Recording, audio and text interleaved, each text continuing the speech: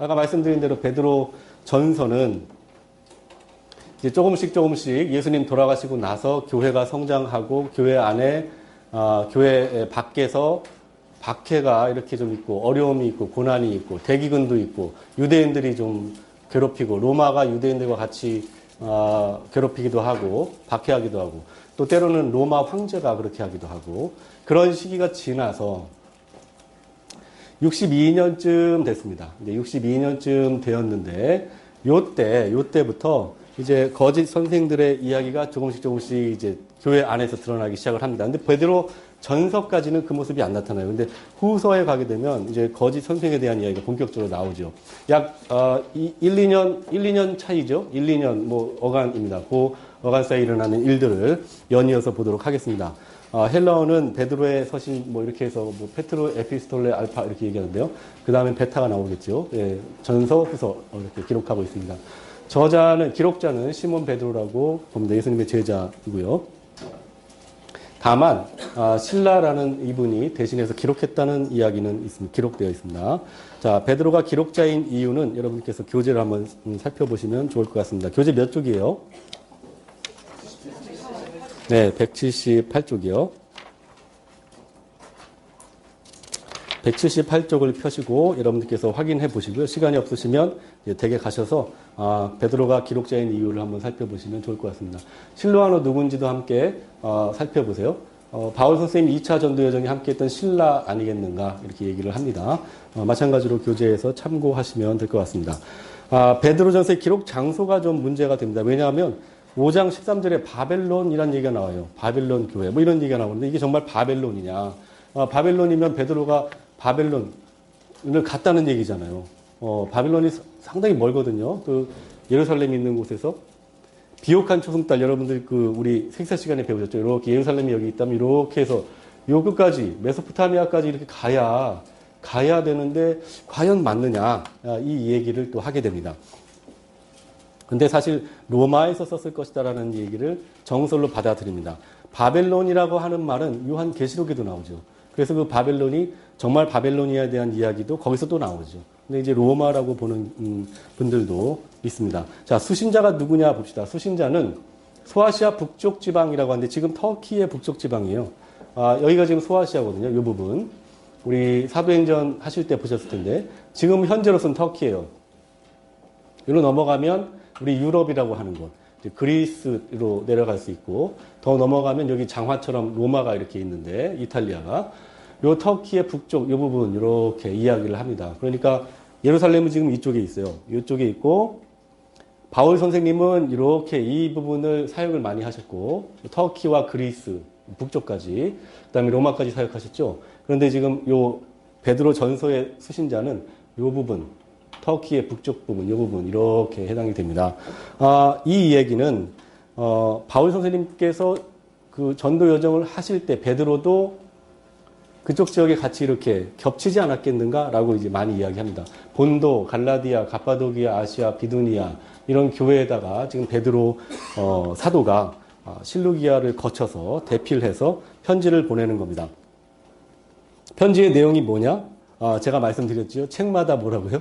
책마다 고난입니다. 이제 고난을 견디라 해서 이제 말씀이 바뀝니다. 고난에 어떻게 하라고? 이제 참여하라고 합니다. 지금까지는 고난이 오면 인내하고 견디라고 하는데 이제는 베드로 선생님이 뭐라고 그러냐면 고난에 아예 참여하라는 거예요. 아주 가서 적극적으로 참여하라는 겁니다. 그만큼 박해서 씨는 고난과 어려움과 그 문제들에 대해서 피하지 말라고 얘기하는 겁니다. 피하지 말라고. 누가 지켜주신다고 얘기하는 거예요? 하나님께서 지켜주신다고. 그 능력을 우리에게 믿으라고 하는 거고 그 능력이 실제로 증거된 것은 뭐라고 했어요? 계속해서 말씀드리지만 우리에게 성경이고 아까 히브리서 기자는 옛 선조들이라고 얘기하고 그렇게 얘기했죠. 자, 그 상황을 보고 그 내용을 기억하고 한번 보겠습니다. 로마의 상황을 한번 보겠습니다. 지금 62년에서 66년 그 와간인데 반기독교적인 정세가 확산이 됐다 이런 얘기를 합니다. 아까 말씀드린 뭐 네로 이야기도 나오고요. 정말로 불법 종교라고 결정이 됐는가의 부분은 사실 의문이지만 반감을 가지고 있다고 하는 것은 분명했던 것 같아요.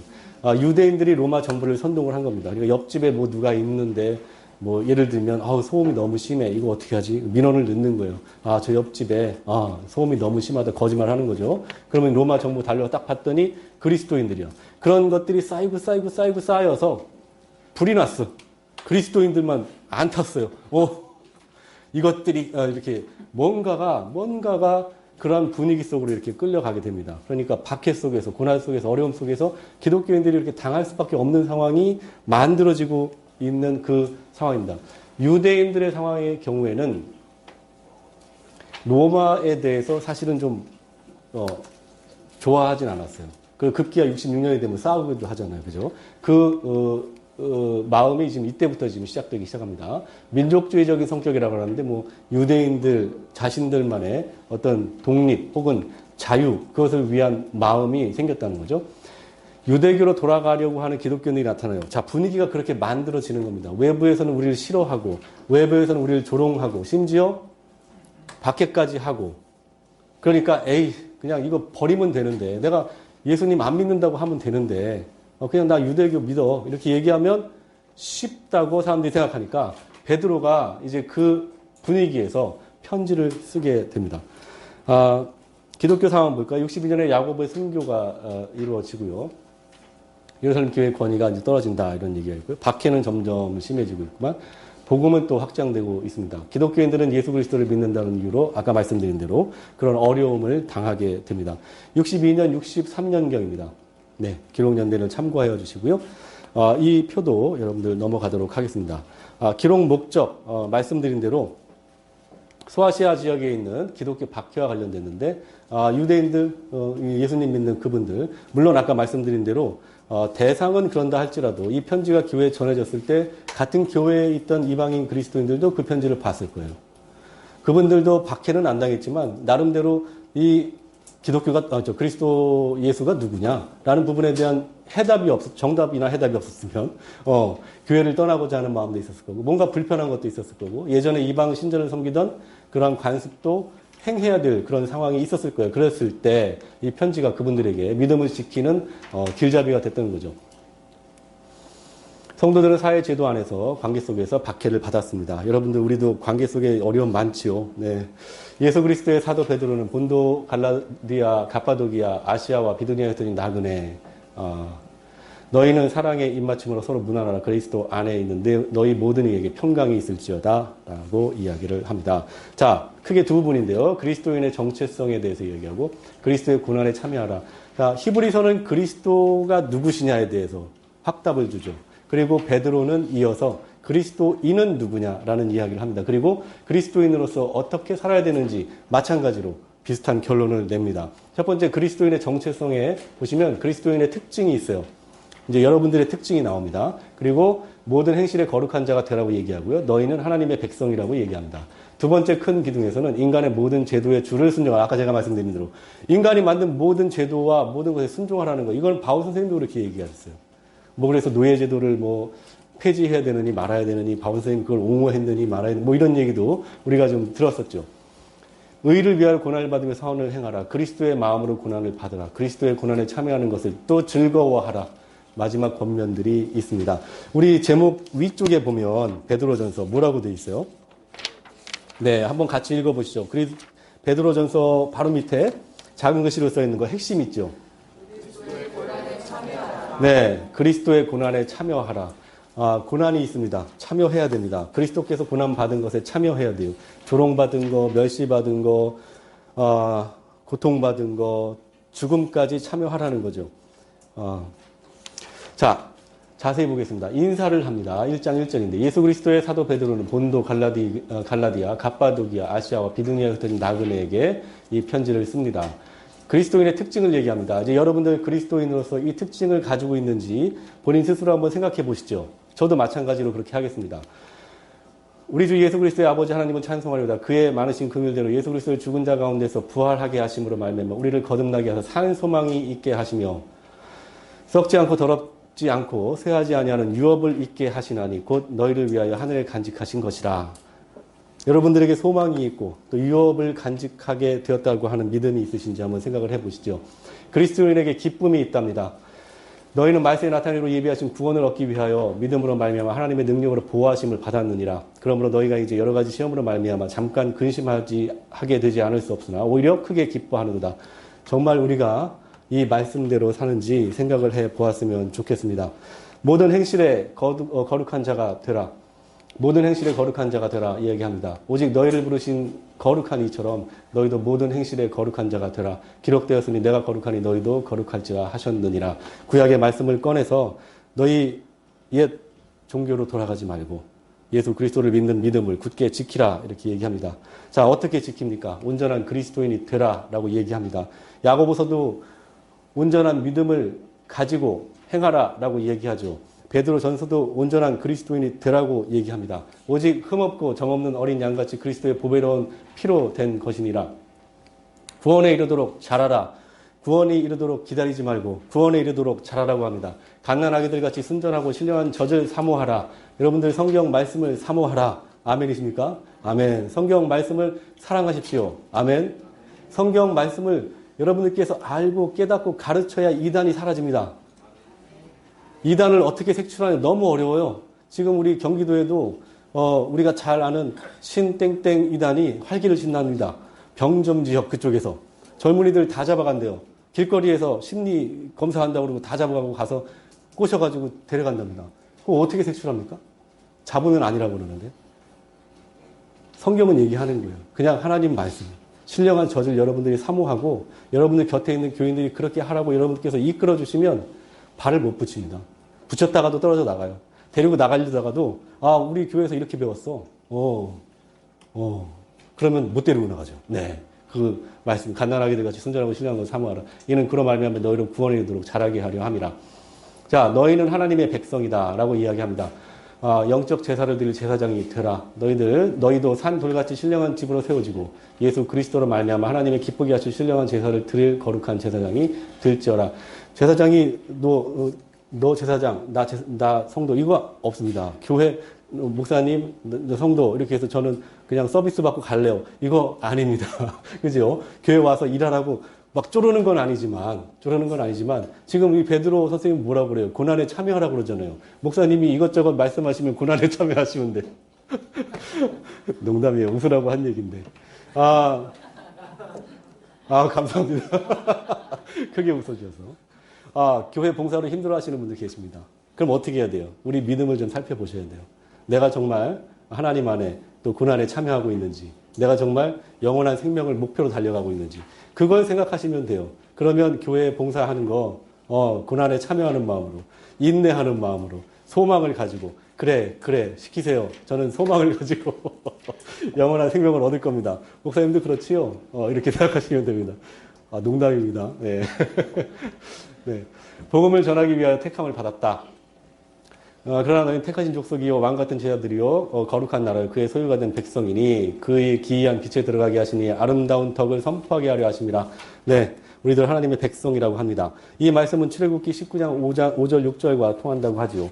세계가 다 내게 속하였나니라. 너희가 내 말을 잘 듣고 내 언약을 지키면 너희는 모든 민족 중에서 내 소유가 되겠고 너희가 내게 대하여 제사장 나라가 되며 거룩한 백성이 되리라. 너는 이 말을 이스라엘 자손에게 전하였지니라. 아멘.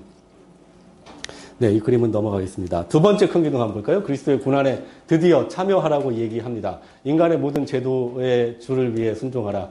육체의 정욕을 제어하라. 자, 고난이 막 참여하려고 하는데 갑자기 마음속에서 정욕, 막 이런 게 막 울분, 화, 막 뭘 이렇게 막 욕망 이런 게 막 불쑥불쑥 나옵니다. 그럴 때 그걸 제어해야죠. 가뜩이나 어렵고 힘든데 이것까지 올라오면 죽습니다. 정말 죽어요. 생명의 면류관을 위해서 죽는 게 아니고 그냥 죽어요. 조심하셔야 돼요. 육체의 정욕을 제어하라고 얘기합니다. 여러분들 제어해야 됩니다. 육체의 정욕을 제어하라.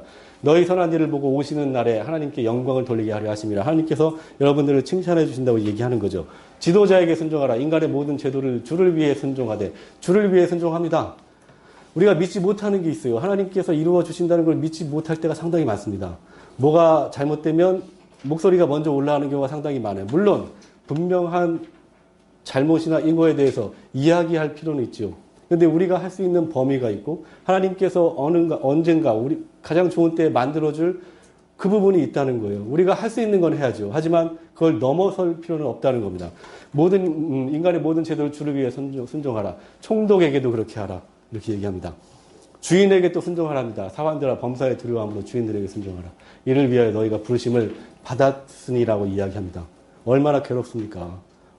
괴로운 일들이 많이 있죠. 그런데 이를 위하여 너희가 부르심을 받았다고 얘기합니다. 이것 때문에 우리가 목표에 있는 생명의 면류관을 벗어버릴 수가 없다고 얘기하는 거예요. 상당히 논리적이에요. 이걸 잃어버리면 벗어버릴 수가 있죠. 다 때려치고 가면 됩니다. 근데 이게 있기 때문에 우리가 그걸 못한다는 거예요. 이게 있기 때문에 지금 현실을 그렇게 그리스도인답게 살 수 있는 것이고, 결혼에 순종하라. 아내들아 이와 같이 자기 남편에게 순종하라. 남편분들 여기까지 읽으시면 안 돼요. 그 다음에 또 얘기가 있어요.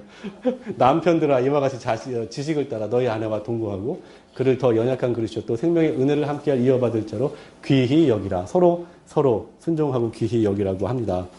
자, 악으로 욕을 욕으로 갚지 말고 도리어 복을 빌라. 얼마나 어렵습니까? 이거 정말 어렵습니다. 이는 복을 이어받게 하려 하심이라. 이 말씀을 믿으시기 바랍니다. 믿고 사시기 바랍니다. 정말 고난에 참여해야 되죠. 선을 행함으로 고난을 받으라. 마찬가지입니다. 선을 행함으로 고난을 받는 것이 하나님의 뜻일진데, 어제 텐트 얘기 말씀드렸죠? 낙타가 들어오면 막을 수가 없어요. 막지 말라는 얘기죠. 네, 고난에 참여하라는 얘기입니다. 그리스도의 마음으로 고난을 받으라. 그리스도께서 이미 육체의 고난을 받으셨으니 너희도 같은 마음으로 갑옷을 입으라.